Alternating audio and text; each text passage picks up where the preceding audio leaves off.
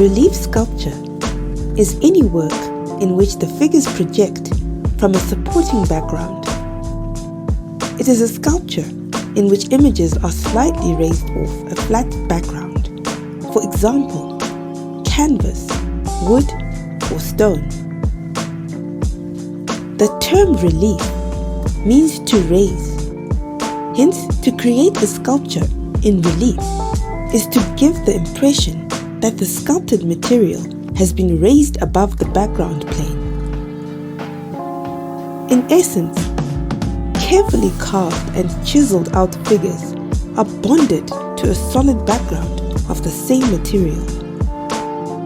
When a relief is carved into a flat background, the field is lowered, leaving the unsculpted areas seemingly higher.